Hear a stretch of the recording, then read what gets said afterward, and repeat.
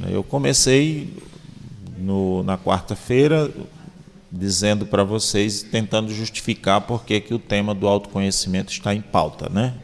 Nos dias de hoje, mostrando as mudanças sociais que provocaram isso. E minha preocupação de que nós não buscássemos um autoconhecimento excessivamente centrado em si, como uma postura egoísta, mas que buscasse um processo gradativo que normalmente se processa em 3 níveis: o nível corporal, o nível psíquico e o nível ontológico, e que nós temos que dar esses passos, né? Chegar até o nível ontológico, porque os níveis corporal e psíquico eles não são suficientes para nos dar uma visão precisa a respeito de nós mesmos. Nesse sentido, a gente precisa da experiência de Deus. E aí foi quando eu critiquei, ou chamei a atenção de vocês, que nós não podemos seguir muito essa versão de que ao conhecimento de Deus se chega pelo conhecimento de si, e que seria justamente o contrário, né? A revelação cristã revela-nos Deus e revela-nos também quem nós somos. Por isso que, a partir daí, eu peguei os escritos de São João para poder fazer esse itinerário do Deus que é amor, do discípulo que é amado, né? Da proposta de retorno para Deus e depois dos caminhos que nós temos para amar a Deus. Porque aí a gente desagou naquelas 3 perguntas que eu tentei responder ontem. Se amor é rebaixamento, como se pode falar de amor na Trindade? Como se pode falar de amor a si mesmo, né? E mostrei que não se pode falar de amor a si mesmo, não existe. E como se pode falar de amor a Deus, né? O amor a Deus, ele é possível porque Ele nos amou primeiro, ou seja, Ele se rebaixou, Ele que era o absoluto se relativizou, relativizando-se, então Ele nos coloca em condição de amá-lo. Por isso que nós podemos amar a Deus, porque Ele nos amou primeiro, senão nós não poderíamos, né? Mas eu dizia para vocês que tem uma quarta pergunta que surge deste conceito de amor como rebaixamento, como um sair de si, como um não buscar-se a si, um amor como não considerar a sua própria condição. O questionamento é o seguinte: é possível, então, que o ser humano ele se realize como pessoa, ele seja feliz a partir de uma atitude tipo que, em princípio, representa, significa uma negação de si? A pergunta é um pouco mais filosófica, mas eu vou mostrar a vocês que é bem prático, né? Porque nós estamos dizendo que o amor é rebaixamento, o amor é sair de si. O amor, de certa maneira, é uma negação de si, porque eu não vou abrir mão da minha condição e considerar o outro, sempre na direção do outro. Sempre considerar as necessidades do outro, as categorias mentais do outro, etc., né? O contrário do amor é egoísmo, quer dizer, quanto mais você se centrasse em você e tal. Então, essa atitude de sair de si, né, de abrir mão, por exemplo, abrir mão dos meus gostos, do que eu quero, do que eu acho, do que eu penso que seria o melhor, o mais adequado. Para amar, a gente tem que fazer muito isso. Quem é casado sabe, né? A gente tem que abrir mão muito das coisas que a gente acharia que era o melhor.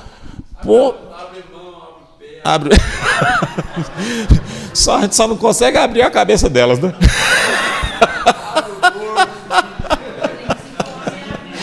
Mas o resto a gente abre tudo. Então a pergunta que se faz é: como é que então o amor pode tornar a pessoa feliz, pode realizar a pessoa enquanto pessoa, se ele significa, em princípio, uma negação de si? Ou seja, como é que eu posso me afirmar a mim mesmo, né? Me realizar, ser feliz, me negando a mim mesmo. Né? Essa dúvida, ela não é só uma dúvida filosófica, ela é filosófica, mas ela está subjacente no pensamento moderno. E o ser humano de hoje, ele tende a pensar que não, há uma desconfiança muito grande a respeito disso. As pessoas, elas não formulam as coisas dessa forma, desse jeito. Mas quando você escuta frases como, por exemplo, o importante é ser feliz. O que é que está por trás dessa frase? Geralmente está dizendo que você deve fazer aquilo que lhe apraz, aquilo que é bom para você, porque senão você não vai ser feliz. Nesse sentido, nega-se há uma desconfiança subjacente, por exemplo, relacionada a qualquer atitude de renúncia. Então, qualquer renúncia que você faça é entendida hoje, no pensamento moderno, como algo que vai na contramão da realização de si, na contramão da felicidade. Então, você não renuncie seus sentimentos, não renuncie suas paixões, não renuncie seus gostos. Não faça isso não, porque senão você não vai ser feliz. Não renuncie suas tendências sexuais, não renuncie suas tendências temperamentais, não renuncie seus sonhos. Vá atrás, porque isso é o que te faz feliz. Isso está no discurso moderno. E o que é que está por trás desse discurso? É justamente essa dúvida, essa desconfiança. O amor parece não ter mais essa capacidade de realizar o ser humano. Se o ser humano negasse a si próprio, né, renunciasse pelo outro, pensar no outro, etc., não pensar em si, não cuidar de você, não cuidar das suas próprias coisas, ele não vai ser feliz. Veja, é um questionamento filosófico, mas que está subjacente no cotidiano, no nosso dia a dia. E quando a gente pensa num conceito de amor dessa maneira, ou seja, quando a gente afirma que o amor é rebaixamento, surge essa dúvida. Tá, como é que então eu vou ser feliz sendo a partir de uma atitude tipo que, em princípio, significaria uma negação de mim? Né? Isso poderia redundar num cristianismo, inclusive, se a gente não confrontasse com essa questão, se a gente não encarar, né? Isso poderia redundar num cristianismo que a gente já construiu em outros momentos da história. Aquela ideia de que o cristão deve sofrer para poder herdar a vida eterna, a felicidade eterna. Então, muita gente em alguma época da história, a gente já teve essa mentalidade. Não, é Deus mesmo que quer esse seu sofrimento aí, porque no futuro você vai, na vida eterna, é que você vai ser feliz. Aqui não dá para ser feliz. Teria uma coisa que não... Aqui a gente nasceu foi para sofrer mesmo, para ralar, e depois a gente vai ser feliz somente na eternidade. Né? A coisa é tão séria que a doação de vida no sentido, né, de você renunciar coisas, sucessos, possibilidades que você tem, por exemplo, de carreira profissional, de estudo. Se você fizer uma renúncia de alguma coisa que você possa adquirir no plano humano por causa de Deus, por exemplo, por causa da comunidade, isso é visto como coisa reprovável. Às vezes até pelos próprios cristãos, pelos padres, pelos leigos, por membros de comunidade. Hein? Não sei se são os que mais. Talvez a gente sinta mais, né? A gente sinta porque a gente está mais próximo. São pessoas que às vezes têm coragem de dizer para nós, às vezes, e são pessoas que nos chocam um pouco mais. Que, tipo assim, vamos imaginar aqui um jovem que vai dar 1 ano de sua vida para entrar no Timóteo. Aí os pais dele são membros da comunidade e os pais dele não querem isso. Isso choca mais a gente, né? Choca, talvez o outro lá de fora até tipo, como é que diz? Tem a mesma reprovação, ou até maior, mas a gente não sente muito, né? E a pessoa mesma que faz esse tipo de reprovação, eu não diria, ela não é completamente imputável, porque ela está envolvida numa cultura. E é muito difícil quebrar a mentalidade. O Evangelho ele nos dá essa possibilidade, mas às vezes algumas pessoas demandam um pouco mais de tempo para poder quebrar uma mentalidade. E em certa medida a própria religião tem contribuído com essa ideia de que o importante é ser feliz, e que a doação de vida não é uma coisa para ser feita, né? Essa religiosidade mais devocional, mais curandeira. Ontem o padre chamava a atenção, né? Que não quer a proposta de Jesus, que quer só o milagre, quer dizer, fala-se até de o meu milagre. Eu acho uma coisa tão interessante, né? Bem egoísta, né? O meu milagre.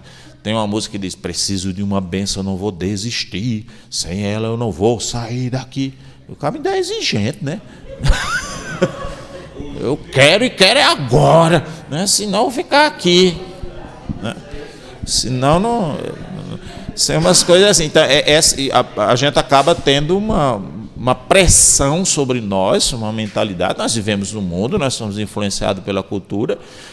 E aí a gente mesmo começa a reprovar certas coisas, que não é uma culpa no sentido de, por exemplo, uma pessoa, muitas vezes, em algumas situações, claro que as situações são diferentes, mas não é que a pessoa, por exemplo, neste exemplo específico que eu citei, vou até tirar dos Timóteo ou das Priscila para não mexer com vocês, vamos dizer, alguém que entre na comunidade Remidos, e os próprios pais da Remidos não são consagrados a Remidos, mas não querem que ele, por exemplo, o jovem entre na comunidade de vida, para doar a sua vida, porque vai ter que renunciar à sua vida para... O que está passando na cabeça do pai e da mãe? Na verdade, ele está preocupado com a felicidade do filho.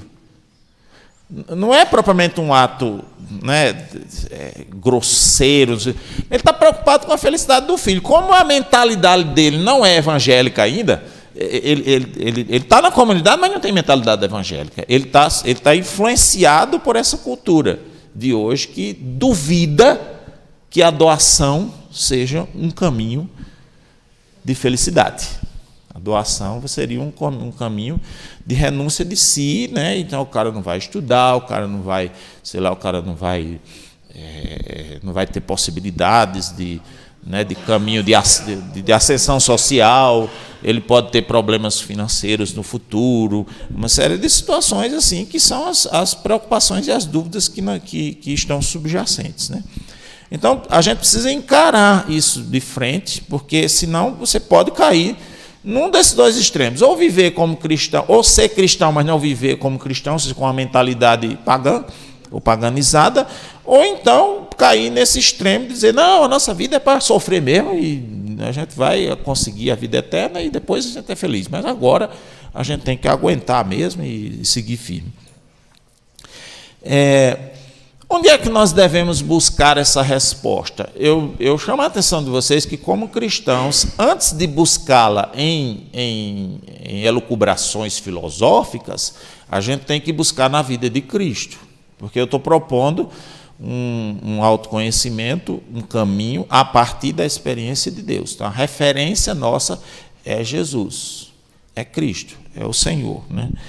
E na vida de Cristo, a vida de Cristo é reveladora nesse sentido, porque Jesus ele fez, enquanto viveu entre nós, uma trajetória descendente.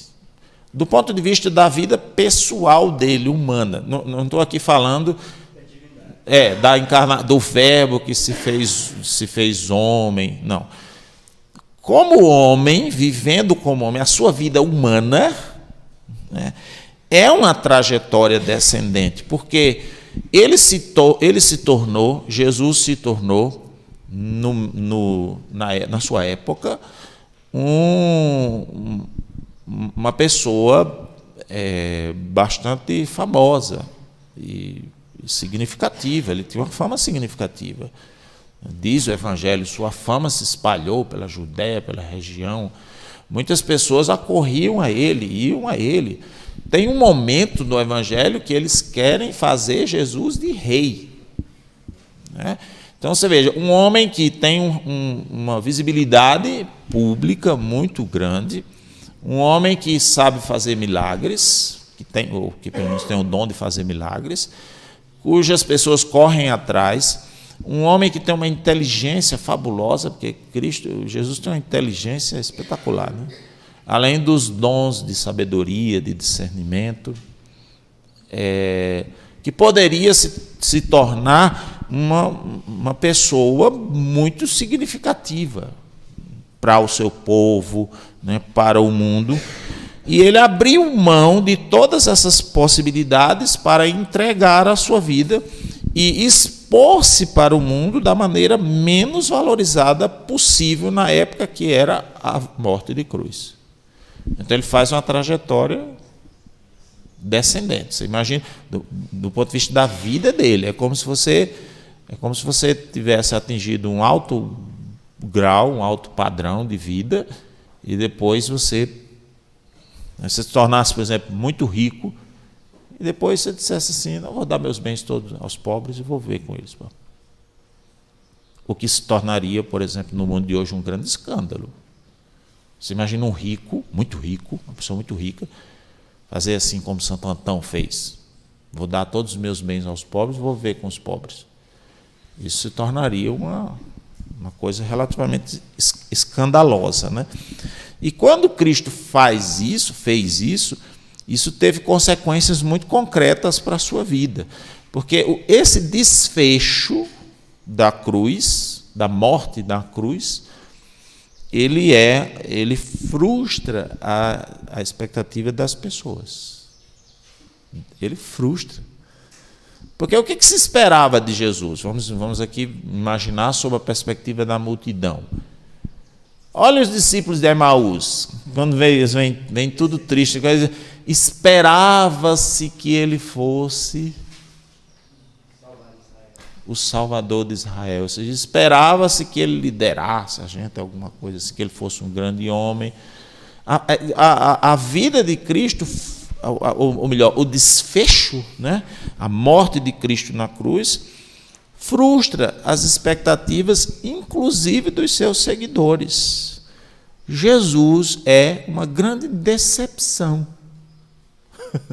Na cruz ele é uma grande decepção para o povo, para os seus próprios discípulos, né? Porque a sua reconhecida sabedoria e o seu poder poderia ter feito dele um grande homem, poderia ter feito dele um rei. E a dificuldade, eu acho, que os discípulos têm de entenderem aquela atitude de Jesus, a entrega até a morte, a atitude descendente, reside também no fato de que ele tinha um grande potencial humano. Jesus não era só o Filho de Deus, assim, no sentido da divindade, mas ele tinha um potencial humano. Ele era inteligente, ele era conhecido, ele poderia ter se transformado num rei, mas escolheu o rebaixamento. A cena da crucifixão, tal como a gente lê no Evangelho, mas especialmente no Evangelho de Marcos, está lá no capítulo 15, versículos de 29 a 30, vocês anotem e veem depois, ela é particularmente reveladora desse cenário que eu estou tentando mostrar para vocês. Porque quando Jesus está sendo crucificado, está ali no auge da sua agonia, muitas pessoas passam, o evangelista diz, os transeuntes, eles passam por ali e eles insultam Jesus, e tem um gesto que é emblemático. O evangelho diz, meneando a cabeça. Meneando a cabeça é isso aqui. Sabe? É um gesto de reprovação. Em outras palavras, é como se as pessoas passassem por ali e dissessem: como é que você faz isso com a sua vida? Como é que você, com um potencial desse, com a sabedoria que você tem, com as oportunidades que você teve na vida de ser um grande homem, transforma a sua vida nisso? Os transeuntes meneavam a cabeça. e diziam: olá, tu que destróis o santuário e reconstróis em 3 dias, salva-te a ti mesmo. Olha a expressão, né? Salva-te a ti mesmo, quer dizer, né? Seja feliz você tem o direito de ser feliz, né? E como é que eles propõem que Jesus salve-se a si mesmo? Descendo da cruz. Ou seja, não aderindo àquele projeto de vida do Pai, que foi um projeto descendente, né? Então, eles reprovam, eles consideram inadmissível que uma pessoa tão capacitada tivesse transformado sua vida naquilo, porque aquilo é uma ignomínia, né? E eles propõem que Jesus prove a capacidade dele. Como? Desça da cruz e prove para nós que você é um grande homem, uma grande mulher. Aqui, inclusive, meus irmãos, porque do mesmo jeito que acontece com Jesus, pode acontecer também conosco, sobretudo as pessoas que se consagram a Deus.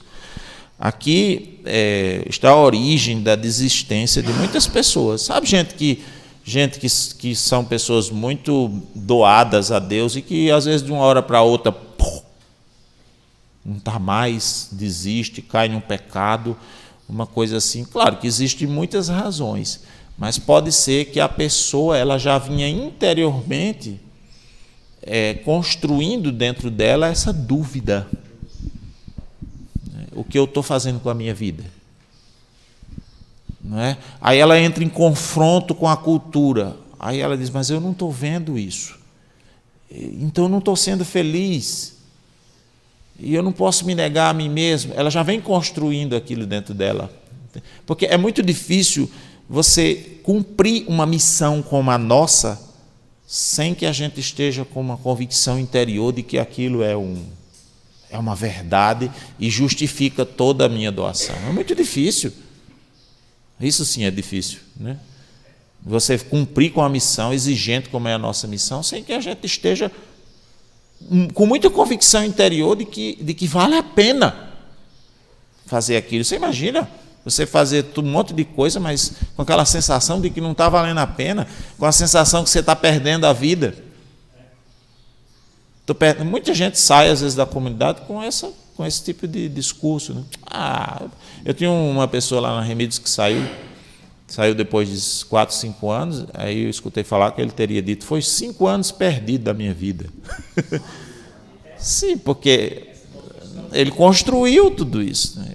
E aí ele entendeu que essa renúncia de si não estava fazendo ele feliz. Tá vendo? A coisa ela é construída, claro que aí vem a dimensão também da tentação, da batalha espiritual, porque o Satanás entra nessas horas, né? Mas é um fato, a gente tem que admitir, porque ninguém permanece com ardor, né, se não estiver satisfeito com a própria vida, com aquilo que você está fazendo. Nisso eu tenho que concordar com algumas pessoas. Eu preciso ter um tipo de satisfação e de prazer, mesmo no meio do sofrimento. Eu posso até estar passando por dificuldade, mas eu tenho que ter convicção de que aquilo vale a pena, né? No Evangelho fica evidente isso, né? Porque os transeuntes, que aqui são sujeitos indeterminados, né? No Evangelho de Marcos, dizem, ele salvou a outros e não pode salvar-se a si mesmo. Olha se a realidade às vezes não é essa. É alguém que pregou o Evangelho, que conseguiu comunicar o Evangelho, conseguiu comunicar a salvação, mas ele mesmo está interiormente insatisfeito. O que é uma contradição. Aí a gente às vezes fica surpreso, né? Porque diz assim, mas como é que pode, né? Aquela pessoa foi quem me evangelizou, foi quem me mostrou Jesus e agora... Ou seja, há uma contradição. Ele anuncia Cristo, ele anuncia a vida, e anuncia às vezes até com certa veemência, né?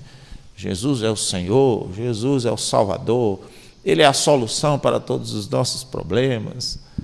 Ele cura toda a sua vida, ele purifica, mas interiormente o cara se sente infeliz, e ele vai construindo isso. Então há uma contradição.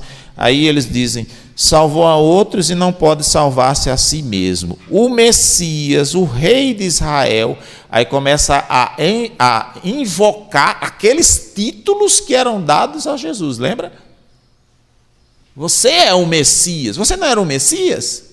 Você não era o rei de Israel? E você não dizia isso de você? Então, desça agora da cruz, para que vejamos e acreditemos. É uma forma de requisitar de Jesus que ele prove a sua capacidade humana. Os interpeladores de Jesus o desafiam a que ele prove que ele é capaz, né? Eu já compartilhei isso com vocês em outras ocasiões, mas vale a pena dizer de novo, né? Eu vivi uma coisa muito semelhante a essa, porque chegou um momento da minha vida que eu não via muito sentido no que eu fazia, né? Até porque Deus permite, em algumas circunstâncias, que a gente não veja os frutos. Deus permite certas frustrações na nossa caminhada, para que a gente se encontre realmente com o sentido real. Não coloque a nossa esperança nas nossas obras, nem mesmo nas nossas obras missionárias, porque as obras não nos salvam, né? São Paulo já dizia. Então a gente, eu comecei a viver isso porque eu sempre fui aluno muito destacado dentro das coisas que eu fiz, né, na universidade, desde a graduação e tudo. E eu fui abrindo mão de um monte de coisa para poder me doar, né? Até sofri umas críticas no início, mas no início eu não sentia aquilo não, sabe? O pessoal, quando eu deixei meu curso de contabilidade, que eu já tinha várias propostas de emprego, o pessoal, como é que você vai fazer isso com a sua vida? Você vai deixar isso aqui, vai deixar a sua faculdade? Eu digo, eu vou. Só que para mim era muito tranquilo aquilo, eu não me deixava afetar. Depois eu deixei a faculdade de Direito, caí em cima de mim. O pessoal, para mim estava tranquilo, porque eu só pensava em Cristo. Mas quando começaram a vir as frustrações, as decepções, os sofrimentos, que culminaram especialmente quando os meus 2 filhos pequenos foram ameaçados de morte, que eu tive que fugir com eles de casa e tudo, ali eu entrei numa crise de sentido, porque eu pensei comigo, né? Tudo bem que eu exponha a minha vida pelo reino de Deus, mas não é justo que pessoas inocentes sofram por causa das minhas opções, especialmente aqueles que Deus me deu para cuidar em primeiro lugar, qualitativamente falando. E eu entrei num processo, e associado a tudo isso, uma perseguição que a gente recebeu, isso foi tudo numa época só. Não tem aquele ditado do paraibano que diz que além de queda coice, né? Além de queda coice, quer dizer, o jumento derruba, você ainda dá um coice, né? Você está no jumento, derruba e ele ainda dá um coice em você, né? Então as coisas aconteceram tudo de uma vez, aliada a tudo isso, gente que saía da comunidade falava mal da gente, e a igreja institucional perseguindo a gente. Então, tipo assim, poxa, eu estou dando minha vida para quê? Para uma igreja que não me quer? Para um resultado que não acontece nada? Então tem alguma coisa errada aqui. Entra numa crise de sentido pessoal, não é? Graças a Deus que, aí sim, algumas coisas são importantes na vida, né? Que a gente aprende a resolver muitas coisas na presença de Deus. E quando eu fui rezar, 2 coisas me fizeram superar esta crise de sentido. A primeira foi uma palavra que eu senti de Deus. Porque quando você está afetado emocionalmente, é muito difícil escutar Deus também, né? Você vai para o Senhor, é muito difícil. Mas eu sentia na minha mente uma insistência muito grande. Não tenha medo, não tenha medo, não tenha medo. Simplesmente não tenha medo. É curioso como Deus lida com a gente. Às vezes a gente quer explicações. Deus não explica muita coisa não, sabe? Às vezes Ele diz umas coisas assim para você se apegar. Tipo para Jairo. Não temas, crê somente. Ah, não, mas a minha filha está morta, o que eu faço? Crê somente, né? Aí, Nossa Senhora, e como se fará isso que eu não conheço o homem? O Espírito Santo vem. Tem umas coisas assim, e você tem que se agarrar àquela migalha. Não tenha medo. Aí entra uma atitude de fé. Não tenha medo. Não, mas como não tenha medo? Os caras estão atrás de mim, eu já estou com um negócio, com uma audiência judicial, estou fugindo com meus meninos. Como não tenha medo? Não tenha medo, não tenha medo. E depois a imagem do crucificado. Aí eu comecei a meditar sobre essa como eu diria, descendência, essa trajetória descendente de Jesus. E quando me deparei com João, capítulo 19, versículo 30, todo o capítulo 19, uma boa parte do capítulo 19, que é a cena da crucifixão, narrada por São João, não é? Eu me questionava qual era a autoimagem de Jesus quando ele estava na cruz. Ou seja, o que ele pensava de si mesmo, porque o cara fez um negócio... Quando a gente faz uma trajetória ascendente, eu posso supor que a sua autoimagem geralmente está lá em cima, né? Então, digamos assim, o cara que saiu vendia bombom numa carrocinha e hoje tem uma empresa de chocolates. Eu posso supor que a autoestima desse cara está lá em cima, né? O cara que começou de um jeito, não começou lá embaixo, foi subindo, foi galgando postos. Pode ser de recursos, pode ser de status, pode ser de cargos, né? Dentro do trabalho, a carreira, a gente se sente, a gente vai sentindo. Mas fazer o contrário. Como é que Jesus encarou isso, subjetivamente falando? Que é uma coisa, é sempre uma coisa difícil de descobrir na Sagrada Escritura e vai contra até as minhas próprias convicções, porque eu nunca gostei muito desse negócio de querer dizer o que os personagens bíblicos sentem. Porque a gente só pode concluir alguma coisa de alguém quando se exprime de algum modo, né? E eu vi às vezes os pregadores, Moisés estava com medo, Nossa Senhora, não sei o quê. Eu vi uma vez um dizendo, Eva era uma mulher muito bonita. Eu digo, vem cá, tu conhece Eva de onde, hein? Porque você não viu, né? Mas quando eu fui lendo o texto, chegou no versículo 30, o evangelista diz o seguinte: havendo Jesus tomado o vinagre, disse, tudo está consumado. Inclinou a cabeça e rendeu o espírito. Aí nesta frase aqui, eu vi expresso a autoimagem de Jesus. E a expressão fundamental é esta: tudo está consumado. Ora, tudo está consumado é uma expressão de positividade, é uma expressão de alguém que se regozija diante de uma obra.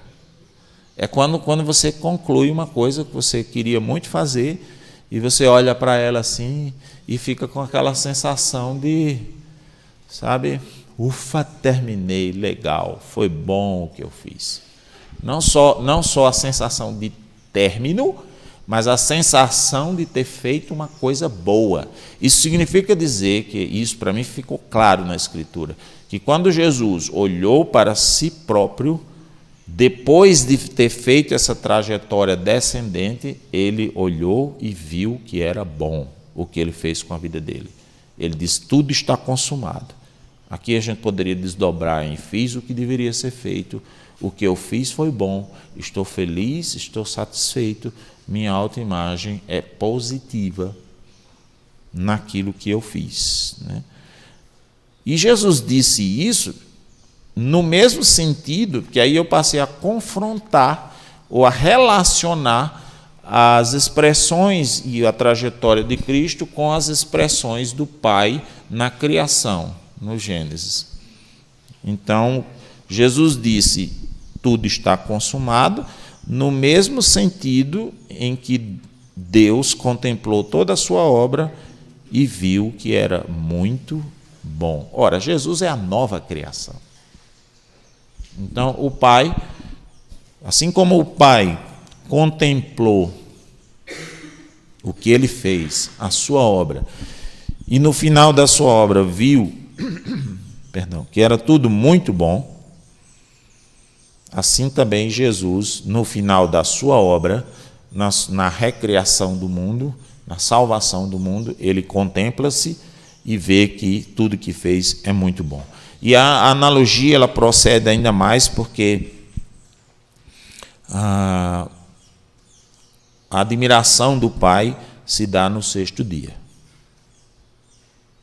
Justamente o dia que Jesus morreu. Jesus morreu no sexto dia. E mais ainda, porque depois, diz o Evangelho de São João no versículo 30, depois que disse tudo está consumado, Jesus inclinou a cabeça e morreu. O que é isso daqui? Inclinou a cabeça e morreu. É o repouso sabático de Jesus. Assim como o Pai também repousou no sétimo dia. O Pai repousa porque fez tudo e fez tudo bom. Então agora eu posso repousar. É como quando a gente, sabe, eu não sei vocês, mas eu não gosto muito de tirar férias de supetão. Eu só gosto de tirar recesso quando eu organizo tudinho as coisas, deixo bem direitinho.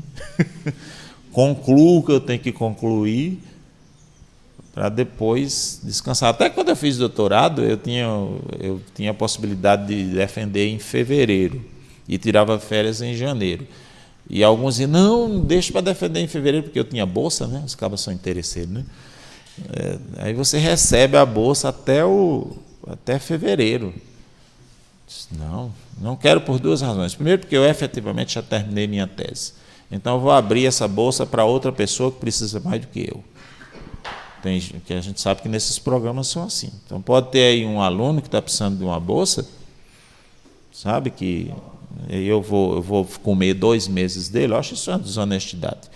E depois, porque eu não quero tirar férias pensando em defender nada. Eu quero concluir. Aí, quando tudo estiver consumado, aí eu reclino a cabeça. Se eu concluir, é assim com todos nós, é um mecanismo psíquico, né? Então, aqui acontece a mesma coisa. Ele faz o repouso sabático de Jesus. Isso responde, quer dizer, quando você observa a vida de Cristo, então é quando você vê que o amor, tal como nós estamos conceituando, ele pode sim realizar o homem, porque isso aconteceu na vida de Cristo.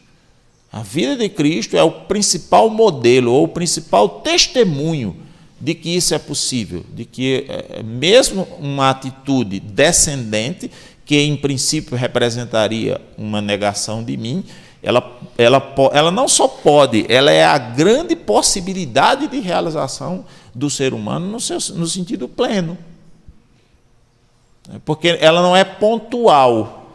Algumas pessoas dizem, né? Não existe felicidade, existem momentos felizes. Quem diz isso é porque entende a felicidade como algo pontual.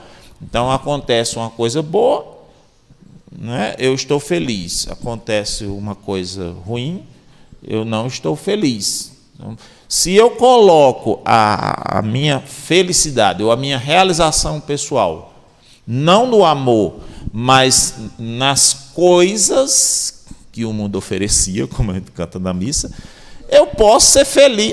A pessoa diz, sem Jesus você nunca vai ser feliz. Não diria. A pessoa pode ter muitas coisas na vida e viver satisfeita. Como outro dia eu vi um pregador dizendo, Se você começar um negócio, um comércio, e não for com Jesus, você não vai prosperar. E eu cá comigo, como não? Tem um monte de gente que prospera aí sem Cristo. Tem umas coisas que a gente bota a cabeça, né, como se Jesus fosse, como se não tivesse nenhuma outra possibilidade no mundo.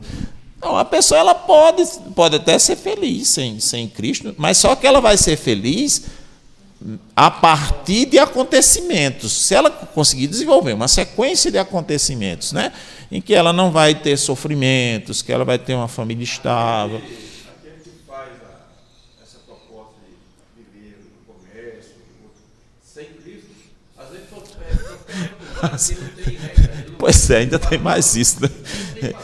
Tem as falcatruas, né, e tudo. Difícil é a gente entrar como cristão, né, nesses meios. Então, você veja, você pode ser feliz, mas a coisa ela vai sendo construída por acontecimentos. Se houver alguma interrupção disso, por exemplo, se você tiver um casamento feliz, mas você ficar viúvo, ou você ficar separado, a pessoa ela cai na infelicidade. O amor, ao contrário, o amor é a possibilidade de uma felicidade estável. Porque como nós dizíamos, o sujeito só deixa de amar quando ele quer deixar de amar. Nada impede, pode atrapalhar, pode interromper, às vezes, né, forçar um pouco mais, mas no fim das contas nada impede que a gente ame. Jesus, e quando eu digo Jesus demonstrou isso, é porque Jesus se realizou humanamente falando a partir de sua ação pessoal e perene de esvaziamento. Ou seja, ele foi um homem feliz. Ele foi um homem realizado na trajetória descendente. Isso porque ninguém poderia ser plena e completamente feliz sem ser aquilo que efetivamente é. E o que é que nós somos? Nós somos amados e amantes. Então, quando eu realizo essa minha identidade, eu sou feliz. Até o conceito mesmo de realização, né? Quando é que uma coisa se realiza? A gente diz, né? Eu sou uma pessoa realizada. O que é que a gente está querendo dizer com isso? Quando é que uma coisa se realiza? Ela se realiza quando ela efetivamente acontece. Então, a gente programou aqui o Retiro Moisés, mas o Retiro Moisés só se realiza quando ele efetivamente acontece. Ele pode ser pensado, ele pode ser até organizado. Por exemplo, se tivesse dado aqui uma chuva de granito, tinha atrapalhado nossos planos, a coisa não teria acontecido. Então, quando é que o ser humano se realiza? Quando ele acontece enquanto ser humano. E enquanto ser humano, ele é amado e amante. Toda vez que ele amar, toda vez que ele for amado, né, ele está acontecendo. O ser humano está se realizando, né? E é por isso que às vezes eu implico com as questões de linguagem. Na Remídios eu implico muito. Às vezes o pessoal diz, hoje eu estou feliz. Aí eu digo, feliz não, você está alegre. Feliz você é. Ainda ontem eu liguei para a Alessandra, oi meu amor. Vixe como você está feliz. Eu sou feliz, meu amor. É porque eu fico tirando onda com a Alessandra, né? Outro dia ela fez eu comi uma carne de porco sem saber que era carne de porco, e aí ela se desesperou, né? Ficou desesperada porque eu tinha comido carne de porco, vai tampar a glote. Elas pensam logo que a gente vai morrer, né? Então toma remédio. Diz, calma, amor, calma, deixa se apresentar o processo alérgico, eu tomo remédio. Não, você vai tomar agora para não apresentar. Aí, triste do homem que é mandado pela mulher, né? Tive que tomar. Tomei. Aí ela sai para resolver umas coisas. Daqui a pouco ela liga, Ronaldo, tá sentindo alguma coisa? Eu tô. O quê? Saudades de você, meu amor.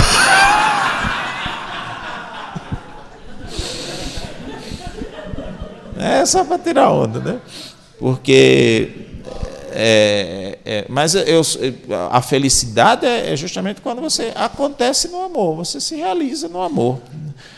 E Jesus, é como se Jesus então tivesse dito: fiz o que deveria ter feito, é muito bom, posso descansar porque fiz com a minha vida aquilo que me planifica como pessoa e me realiza. Nós constatamos isso, sabe? Outro dia porque eu entrei nos processos vocês sabem, né? Eu já tive estafa mental várias vezes, e da última um amigo muito querido, né, conversou comigo e disse assim, porque todo mundo fica tentando ajudar nessas horas, né? Eu acho bom, né? A maioria não pode fazer nada, mas pelo menos tenta, né? Fica querendo receitar remédio, né? Remédio do mato. Aí tem gente que leva, como é que diz, aquelas farinhas da pastoral da criança para mim. Aí tem gente que leva floral, né? Remédio do mato, e aí indica psiquiatra, outro liga, acho legal, né? No fim eu não faço nada, mas acho interessante a preocupação do pessoal comigo. Aí um amigo muito querido disse assim: vem cá, você não tem vontade de voltar a dar aula? Eu disse: vontade até tenho. Ixi, aí dizendo o nome do homem. Vontade até tenho, mas eu não posso. No momento eu tenho dedicação exclusiva, não vai dar. Não, mas você tem que fazer alguma coisa prazerosa, alguma coisa que você gosta.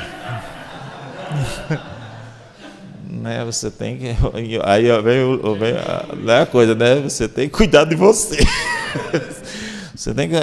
Esse negócio. Aí, engraçado que ele disse: esse negócio de só se doar, só se doar, só se doar, só se doar. A gente não é Cristo, não. Eu vi, também não quis confrontar, né? Mas eu sei que eu me realizo no movimento de doação. É o próprio ato de amor que me faz feliz. Não é o objetivo, o resultado. É o próprio ato. Amor, não é eu ver os frutos. Isso aqui é uma pegadinha, sabe? A gente às vezes tem essa postura. Assim, eu me esforço muito, mas vale a pena. Olha a comunidade como está crescendo. Mas vale a pena, olha a obra. Olha a mentalidade ascendente nossa, né? Nós estamos conseguindo as coisas. Então está valendo a pena. Quando vem umas frustrações, um desgaste, aí você começa a entender que não vale mais a pena aquele esforço. É como se o amor tivesse se desqualificado, como se ele não fornecesse mais a você a possibilidade de ser feliz. E aquilo serviu para reforçar isso na minha mente, porque eu sinto assim, eu entendo assim, eu me realizo no próprio ato do amor, não é no resultado, né? Eu já escapei dessa pegadinha de ver as coisas, né, com a minha realização no resultado, nos frutos. Eu sei que tem frutos, mas Deus é quem constrói as coisas, sabe? É Deus que faz do jeito que Ele quer, a partir das sementes que a gente lança. E às vezes Ele vai impedir que eu... Acho que às vezes é até providência divina mesmo. Ele vai impedir que eu veja, para que eu caminhe somente pelo amor. Para que eu encontre a felicidade e a realização pessoal no ato do amor. Não, sabe, na ascendência que isso possa me proporcionar, né? Nós podemos, então, afirmar que, neste sentido, já que nós estamos falando de autoconhecimento, a identificação com Cristo, ou seja, a união com Cristo, porque nada mais é, se você crescer no amor, se você fizer da sua vida amor, né, sempre no processo de esvaziamento, rebaixamento, saindo do seu egoísmo, buscando o interesse dos outros, isso aqui vai levar você ao conhecimento de Deus, que é, em outras palavras, como o padre usava ontem na missa, a identificação com Cristo. Ou seja, a configuração a Cristo. Quando eu amo, eu faço a mesma coisa que Cristo fez. Amai-vos como eu vos amei. Então eu vou me identificando com Cristo, eu vou me configurando a Cristo. Nós podemos, então, afirmar que a identificação com Cristo está no topo do autoconhecimento. Quanto mais você estiver unido a Cristo, mais você está consciente do seu valor, da sua pessoa. Quando você puder olhar para Jesus e fazê-lo como se estivesse vendo a você mesmo, aí você chegou no topo do autoconhecimento. E eu diria o contrário também. Quando você puder olhar para você e enxergar em você a vida de Cristo, você chegou no topo do autoconhecimento.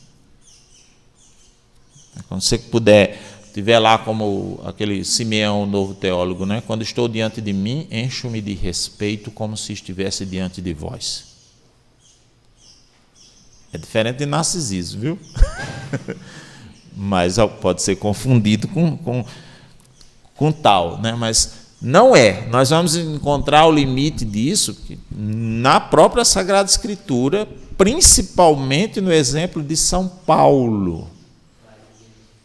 Bahia?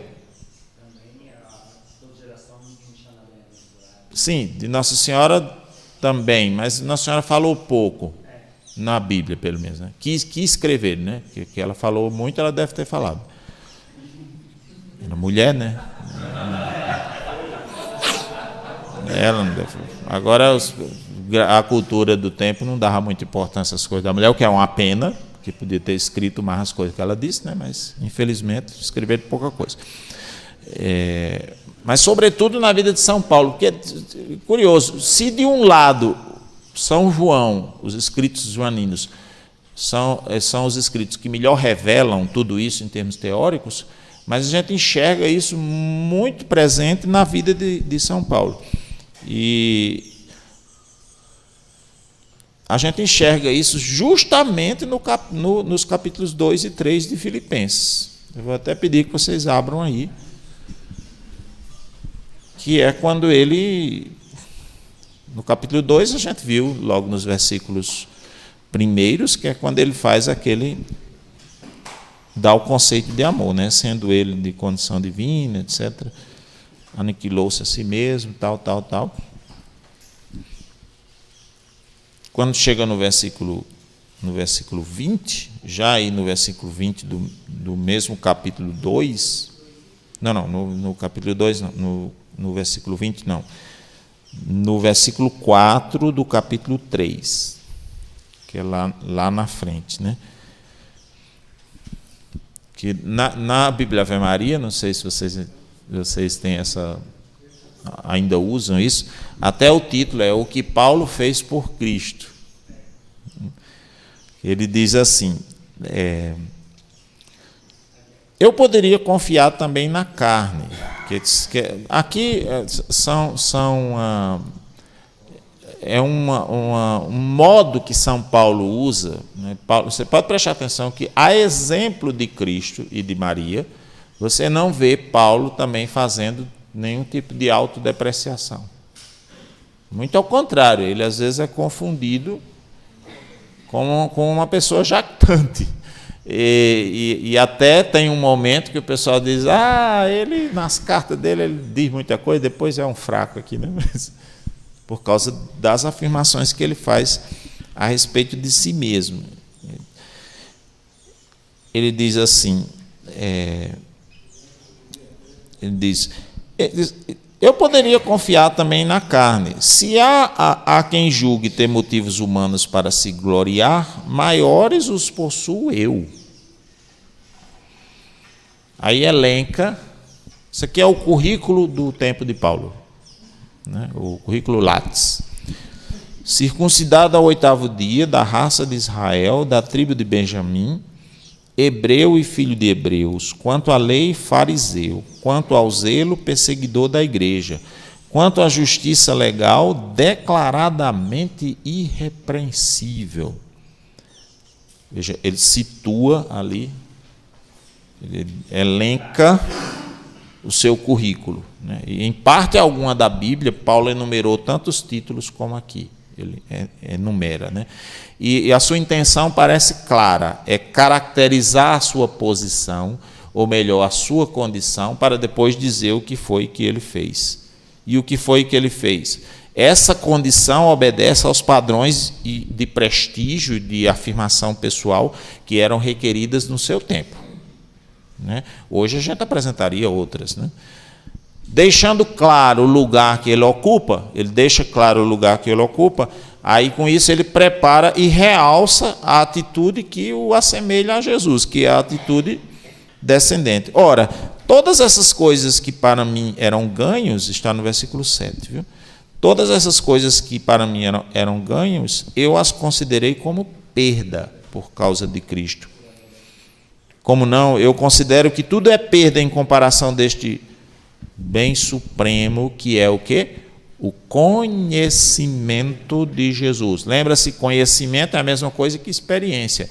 Conhecimento aqui está no sentido de união com Cristo. De duas pessoas que se tornam uma, sem deixar de ser quem elas são. Conhecimento aqui está no sentido de um matrimônio espiritual. Por causa dele, por causa de Cristo, eu perdi tudo e considero tudo isso como lixo, a fim de quê? De ganhar a Cristo. E eu gosto muito dessa tradução, que aqui eu já não estou pegando da Ave Maria, já estou pegando da Tebe.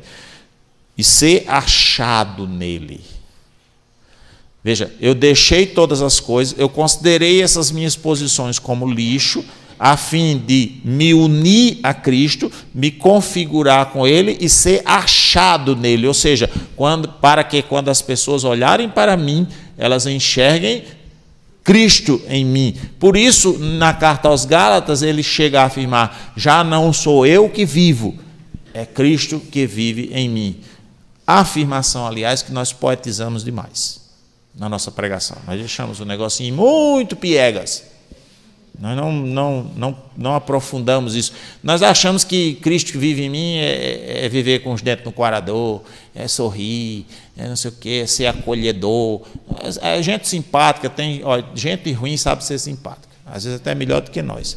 A Bíblia não está falando disso, não. A Bíblia está falando da união com Cristo, da configuração a Cristo, do movimento de amor, de esvaziamento, de rebaixamento, a ponto de que, quando as pessoas olharem para nós, elas verem Cristo em nós. E alerto-vos, quando se diz para que as pessoas achem Cristo em nós, significa que nós sofreremos as mesmas consequências que Cristo sofreu, que não são somente benéficas, são também maléficas. Ou seja, quem viu Cristo, Cristo não tinha gente que olhava para ele e só sentia prazer e alegria. Ele também teve perseguidores, teve pessoas que falou mal dele, e teve gente que o matou, que foram pessoas que providenciaram a sua morte. Então, quando eu sou achado em Cristo, eu não descarto nem mesmo a possibilidade do martírio.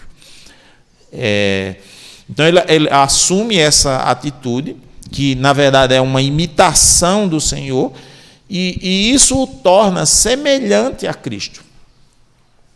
Semelhante a Cristo não nos milagres ou na pregação fluente, mas na atitude pessoal de esvaziamento na direção do outro. Você vê que Paulo nem faz tanto milagre assim. Dizem que ele não era nem grande pregador. Dizem. E eu até acho mesmo, porque lá em Corinto dá aquela confusão com Apolo, é porque Apolo era um grande orador. Aquela pregação que ele faz em Atenas, que é perfeita do ponto de vista da retórica, eu acho que aquilo não foi ele, não. Foi Lucas que ajeitou. Nos Atos dos Apóstolos, né? Ele botou bem direitinho. Aquilo ele deve ter dito um monte de coisa. O cara do... Também queria falar demais, né? Então, trata-se de quê? Versículo 10 do capítulo 3 de Filipenses. Trata-se, imitar a Cristo não é imitar os seus milagres ou imitar ou pregar fluentemente em seu nome. Trata-se de conhecê-lo a ele, ao poder da sua ressurreição e à comunhão com os seus sofrimentos. Os sofrimentos que decorrem do amor. Não é sofrimento que eu sofrer por bobagem, por besteira. Eu acho que a gente devia se poupar. Sofrer por causa de carência, por causa de insegurança, por causa de, desavença boba, por causa de sonhos e projetos e frustrações bobas. Não sofra, não. Mas tem muita coisa importante para a gente sofrer. não é? Então, a comunhão com os sofrimentos de Cristo e tornar-se semelhante a Ele em sua morte, a fim de chegar, se possível, à ressurreição dentre os mortos. E aí, depois que ele... Interessante isso, né? Depois que ele anuncia as perdas pelas quais passou, ou seja, ele situa... Veja como o caminho é igual ao de Cristo. É por isso que ele diz, eu não sou eu que vivo. Porque ele está na posição, aí ele faz a trajetória descendente, perde tudo por causa do conhecimento de Cristo. E quando ele passa por isso tudo, ele não exprime nenhuma dor ou frustração por causa disso, não. Pelo contrário, ele manifesta muita segurança pessoal. Ele considera que fez uma coisa boa, que quando ele optou, ele fez uma coisa boa. Ele não... Apesar de sofrer, deve ter sofrido, como nós ainda hoje sofremos, certas interpelações, como o próprio Cristo também sofreu certas interpelações. Muitas pessoas olham para nós, consagrados, assim, com um certo desdém, até um certo desprezo. É como se a gente, sabe... E se você for uma pessoa de muitas capacidades intelectuais, artísticas, físicas, ainda é pior ainda, porque ele olha para você e diz, mas rapaz, você tinha tudo para ser, sabe, para fazer isso, você tinha tudo. O que você está fazendo da sua vida, né? Mas o sentimento paulino é um sentimento de positividade espetacular. Não é à toa que a alegria é uma das notas características da Epístola aos Filipenses. É a carta paulina que mais tem a palavra alegria. É justamente essa, né? Que exprime, para mim, exprime a alegria de um discípulo pelo que ele fez pela própria vida. E aí eu vou mostrar para vocês algumas coisas, algumas afirmações de Paulo a respeito de si mesmo. O que vou dizer... 2 Coríntios, capítulo 11, versículo 18. Não o digo segundo o Senhor, mas como em plena loucura, na certeza de ter de que me vangloriar. E começa a se comparar com aqueles que se consideram realizados, felizes, vitoriosos, humanamente falando.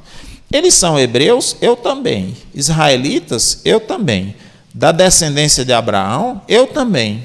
Ministros de Cristo, vou proferir uma loucura, muito mais eu. Eu acho engraçado como a gente se sente inferior aos doutores deste mundo, né? Você não me sinto inferior, não. Sente. Muitas vezes, esse nosso complexo de inferioridade cristão, não é cristão, porque cristão seria demais. Esse nosso complexo de inferioridade por ser cristão, né, ou por não ter seguido, ou por não ter as capacidades supostamente que os homens do mundo têm, né, se revela em situações como, por exemplo, quando a gente se sente inseguro de pregar para pessoas mais intelectuais, dentro de uma universidade, para profissionais, para juízes, para professores. A gente não tem nem problema de ir para a roça, pregar na roça. Mas aí, se for alguma coisa... Mas eu não dou conta, não. Como não dá conta? Não é o evangelho que você vai pregar? Claro, se for uma palestra, tudo bem. Se vai dar uma palestra lá sobre uma coisa mais especializada, tudo bem, né? Eu posso dizer, não sei eu falar sobre isso, não tenho profundidade de falar sobre isso. Mas anunciar, não quero nem saber. Você precisa saber quem está aí, não. Mas isso outro dia disseram, Ronaldo, você podia pregar ali, mas é para os militares, é difícil. Eu digo, rapaz, depois que eu preguei para padre, eu não tenho medo mais de nada. Não tenho mais medo de nada. Então, aí São Paulo diz, versículo 12 de 2 Coríntios, capítulo 12, versículo 6. Se eu quisesse me orgulhar, não seria louco, só diria a verdade. Entretanto, eu me abstenho disso, para que não tenham a meu respeito uma opinião superior ao que se vê de mim e ao que me ouvem dizer. Mas ele tem e ele usa essa expressão em Romanos 12, 3. uma justa estima, que faz dele um homem extremamente livre. Onde é que ele exprime essa liberdade? Aí, em Filipenses, capítulo 4, versículos de 11 a 30. Aprendi a bastar-me a mim mesmo em qualquer situação. Sei viver na penúria e sei viver na abundância. Aprendi em toda circunstância e de todos os modos, tanto a estar saciado como a ter fome, a viver na abundância como na indigência. Tudo posso naquele que me dá forças. Naquele. Veja, não é uma graça abstrata. Eu estou unido a Cristo, então eu estou nele, por isso eu tudo posso. É a liberdade interior que nós temos que atingir, esse patamar. A liberdade interior. Da união com Cristo. É uma coisa natural, entendeu? Não é um trabalho mental que você vai fazer, não. É uma coisa natural. Fruto da sua união com Cristo. Eu não estou dizendo aqui que a gente vai sair daqui e ficar repetindo essas coisas na cabeça, não. Amém. Né? Vai fazendo o processo, que isso vai surgindo naturalmente dentro de você. Sim, tenho certeza, de São Paulo. Olha a constatação dele em Romanos 8, 38. Eu tenho certeza, eu tenho convicção, nem a morte, nem a vida, nem os anjos, nem as dominações, nem o presente, nem o futuro, nem as potências, nem as forças das alturas, nem as das profundezas, nem outra criatura alguma, nada pode separar-nos do amor de Deus que foi manifestado em nosso Senhor. E é bom que isso se esclareça. O amor de Deus que foi manifestado em nosso Senhor.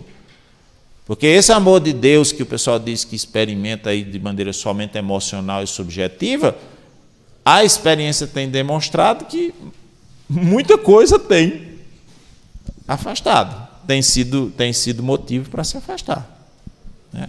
Doença, etc. Aqui é bem curioso, né? Nem a morte nem a vida, ou seja, viva ou morra, eu ou outra pessoa, isso não me separa do amor de Cristo. Nem os anjos, nem as dominações, nem o presente, nem o futuro, ou seja, nem aquilo que eu vivo hoje, nem aquilo que eu vou viver amanhã, ou os receios que eu tenho do que vai ser amanhã, não vai me separar do amor de Cristo. Nem as alturas, nem as profundezas, nem outra criatura alguma. As criaturas não poderão me afastar do amor de Deus, revelado em Jesus Cristo. E aí, inspirado no seu exemplo, no exemplo de São Paulo, eu não tenho dúvidas de afirmar que justamente quando nós assumimos a mesma atitude de Cristo, nós somos achados nele. E isso realiza o ser humano. Não tenham, agora eu faço como Deus disse para mim, não tenham medo de amar. Não tenham medo de se entregar, não tenham medo. Nem que no primeiro momento, né, as coisas às vezes não estejam acontecendo segundo nossas expectativas, mas não tenha medo, vá em frente, vá em frente. No final de tudo, a gente vai poder dizer, tudo está consumado. Fiz o que eu fiz o que deveria ter feito. E mais ainda, nós vamos compreender a unicidade, a singularidade da vida presente, a importância da vida presente, e vamos viver com alegria. Não significa uma vida sem sofrimento e desafios. Não é. Vocês sabem que não é. A nossa vida é uma vida desafiadora. E a gente procura sarna para se coçar. Não é? Quando a gente vai seguir Jesus, tem hora que dá vontade de você dizer realmente, eu vou deixar esse negócio, eu vou ser cristão de missa no final de semana, né? Eu vou pagar meu dízimo e vou para o céu. Vou para o céu. A gente procura sarna para se coçar. Sim, porque nossa vida é uma vida desafiadora. E isso vai nos trazer também sofrimentos, dores, angústias, preocupações, às vezes até doença. Não acho tão assustador assim que alguns de nós têm até doenças de caráter emocional, psíquico, porque as nossas emoções são muito afetadas pelas coisas, pelos acontecimentos. Imagina você lidar com gente. Eu passei minha vida toda lidando com gente. Gente é bicho para dar trabalho, né? Aí você vai, aquele negócio. Claro que aquilo desgasta a pessoa.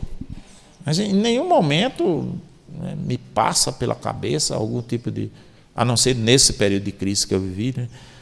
Porque quando você entra no processo de amadurecimento em Cristo, de configuração a Cristo, você tem muita certeza disso, de que esse processo aqui lhe dá felicidade, lhe dá alegria. Nós estamos, inclusive, a gente consegue descobrir uma alegria que o mundo não dá, uma paz que o mundo não dá, que é uma paz, às vezes, no meio da muvuca. Porque com o mundo dá a paz, aquela paz da tranquilidade psicológica, né? Da coisa, né? Quando tiver tudo tranquilo, que não tiver nada para a gente fazer, a gente está tranquilo, então a gente tem a paz. Jesus, não, a paz, eu dou a paz que o mundo não dá. Essa paz que sobrevive, às vezes até no meio das intempéries da vida. Quando ele tem essa consciência, já estou terminando, viu, gente? São Paulo diz, não é que eu já tenha alcançado tudo isso, ou já tenha me tornado perfeito, porque o perfeito só na realidade escatológica, né? Mas eu me empenho em alcançá-lo, porque eu também fui alcançado por Jesus Cristo. Em outras palavras, nós poderíamos substituir alcance por amor, né? Eu me empenho em amar, porque eu também fui amado, né? Esquecendo o caminho percorrido, versículo 13 aí do capítulo 3 de Filipenses, e ansiando com todas as forças pelo que está à frente, arremeter rumo à meta, visando o prêmio ligado ao chamado que do alto Deus nos dirige em Jesus Cristo. E qual é essa meta, segundo o próprio São Paulo? Onde está a nossa meta? Colossenses capítulo 2, no alto está a vossa meta. Buscai as coisas do alto, onde Cristo está sentado à direita de Deus. Ainda que você tenha que esconder a sua vida, ou seja, sua vida não ser visibilizada para o mundo, né? Mas quando Cristo, vossa vida, aparecer, aparecereis também com ele na glória. É nesse sentido que a gente poderia entender também aquela frase de São Paulo, quando ele diz assim, quem se gloria, glorie-se no Senhor. Né? Olha a diferença aqui da autoimagem positiva, proveniente da experiência de Deus, e de uma jactância, sabe? Porque as pessoas que se gloriam no mundo, elas se gloriam pelo que ela faz, não é pelo sucesso que ela alcança, que supostamente foi ela que adquiriu. Quem se gloria, glorie-se no Senhor, ou seja, unido a Cristo, você tem uma imagem, e a cruz de Cristo deveria ser a nossa glória, né? Tem uma canção antiga, lembra? Todos nós devemos gloriar-nos na cruz. Até vocês conhecem, né? Antiga, a gente canta muito na Semana Santa, né? Ou seja, gloriar-se na cruz não é olhar para a cruz e dizer, olha que coisa bacana a cruz. Gloriar-se na cruz é justamente fazer esse movimento e aí adquirir essa convicção, essa certeza interior. E ainda diz no versículo 16, São Paulo, seja qual for o ponto a que chegamos, caminhemos na mesma direção. Então veja, depois de esclarecer bem o que está no cerne da realização pessoal, que é a imitação de Cristo. Você imitar Cristo em sua ação tipo, que é o amor, o esvaziamento, o rebaixamento. Não é necessariamente imitar Cristo, sabe, nos milagres. Nem todo mundo vai fazer milagre. Nem todo mundo vai pregar fluentemente. Nem todo mundo, né? Isso não é imitar as obras de Cristo nesse sentido. Mas o amor.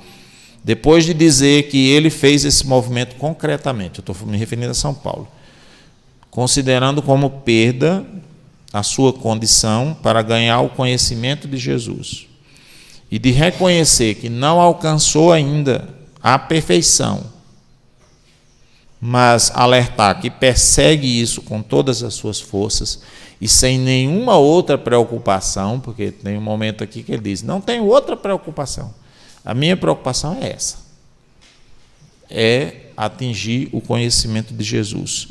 Depois de tudo isso, versículo 17, logo no comecinho, como é que está escrito aí? Do capítulo 3. Irmãos, sede meus imitadores. Por que São Paulo diz sede meus imitadores? Porque ele está muito convicto de que ele imitou a Cristo na sua atitude tipo. Essa é a maneira mais concreta, né, da gente conhecer a Deus e conhecer a si mesmo. Então eu espero que eu tenha pelo menos iluminado essa reflexão, porque não é bom que a gente não encare essas coisas com verdade, com sinceridade e com honestidade. Porque se nós não encaramos, elas entram na nossa mentalidade de maneira subjacente. E você daqui a pouco está agindo não em conformidade com o Evangelho, mas com as desconfianças que o mundo coloca em nós. Entre elas essa, que o amor não tem possibilidade de realizar o ser humano, né? E eu espero também que, é claro, nós temos um longo caminho para percorrer. Aqui na oração, alguém dizia isso, né? Vai mudar, pode mudar a nossa perspectiva, mas a gente tem um longo caminho para percorrer.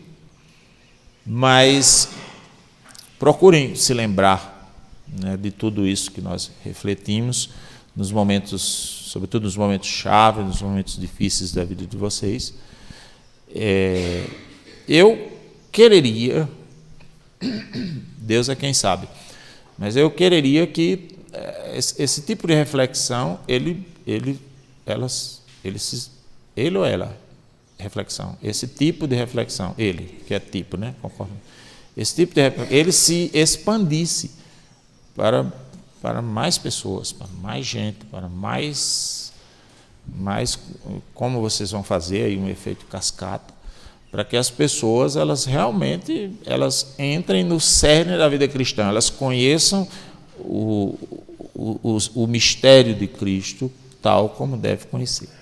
Eu sei que nem todo mundo talvez chegue a estes níveis, mas quanto mais gente chegar, mais testemunho será para o mundo, e o mundo terá maior possibilidade de ver a Deus, de conhecer a Deus e de retornar para Deus. Louvado seja o nosso Senhor Jesus Cristo.